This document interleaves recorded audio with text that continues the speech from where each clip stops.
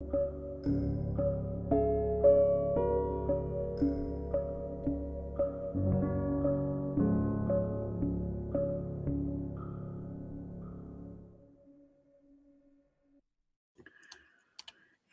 everyone. It's Isaiah. Welcome. So just a minute. I'm going to get rid of this thing at the bottom.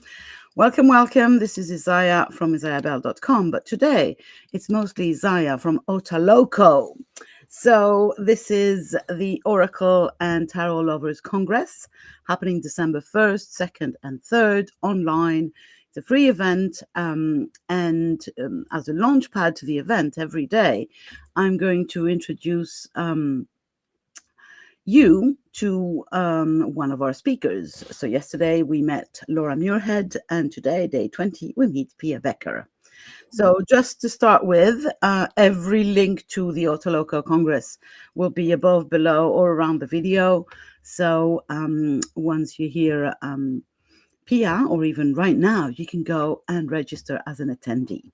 So, Pia, welcome. Good morning. It's kind of early morning for me today because it's Saturday and I should be, well, I have choir practice just after this. So, welcome, Pia. And so, Pia, just in case you don't know, she is a dream specialist. She's all about making your dreams come true. So, welcome. Do you want to introduce yourself in a couple of sentences, maybe? Yes, sure. So, good morning, everyone. I'm Pia. I'm a dream manifestation mentor, and it's all about follow your dreams and make it happen. And I'm pretty excited to be part of this journey of OTALOCO. And my session will be about how tarot cards help me to keep on track with my dreams. So, to hold me accountable and how I use it for exactly that. Awesome. And then we can take some lessons and do the same and make our dreams come true with tarot cards. How about our dreams around the tarot? So I have, for every speaker, I have 2 questions. So my first question for you would be, how, when you do readings, how do you incorporate dreams? Or have you ever had a dream, like a real dream in your sleep, that seemed to give you guidance? So do you incorporate the dreams in your session, in your readings for yourself or for other people? And did you ever have a dream with some guidance, some literal instructions for day life? So first question, well, the dreams and desires people have, yes. The dreams that you have in your sleep, not yet. So I'm not into that yet so deep that I can actually give advice or can work with it. But maybe there's something for the future. So who knows? Interesting. But you do incorporate the dreams that people have in your readings, I'm guessing, because this is what you do. Sure. So how do they show up? Is it, do you ask them the dreams, or can you almost guess them from the cards? It depends. So I would say there are 2 different categories. One is the people who already know what they want, and then we will work on how to achieve that, and ask the cards what are the next steps or what are the obstacles that hold you still back, and things like that. Mm-hmm. And on the other side, the people who know that there is something but don't really could put a finger on it yet. Then of course asking the cards, okay, in which direction are we heading here, and Mm-hmm. what give us a message or a hint or an advice, or so 2 Awesome. cards. Yeah, 2 different ways of working with dreams and cards. I love that. Yeah. So my next question, which would be the fun question, as you know, I always have a fun question. So imagine, have a dream that a tarot card or an oracle card came to life, and was really talking to you, and they had specific advice for you. So Do you imagine what card it would be, how they would look like as a person, and what would their advice be? Like if you were meeting a card on the street, kind of a human card. Oh, I think it would be, I don't know how that person would look like, but it definitely would be a traveler and Oh, someone who is already living his or her dream. And yeah, the advice would be just do it. Whatever your dream is, just freaking do it. I love that. Very simple advice, but it's so commonly neglected. It's like, oh, how should I? Why should I do it? Just do it. Awesome.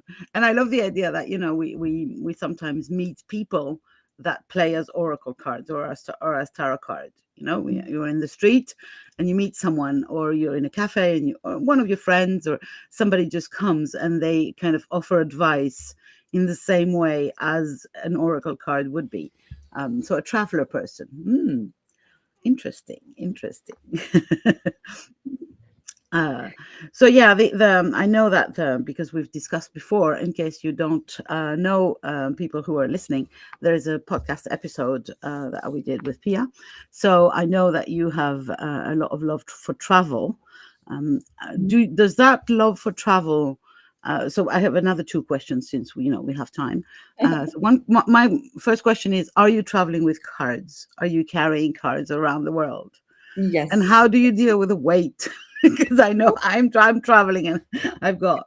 So it depends. I usually take with me one tarot deck and one oracle card deck, and depending on limiting on carry-on baggage weight, for example, I do have a very small, very Oh, very the small mini tarot card. deck. Yeah, I have one too. I Yeah, just so my favorite deck, this one, the Lightseer's Tarot deck, has now come on a mini version. I'm uh, so excited. I just bought it immediately. It's like, yes, yes.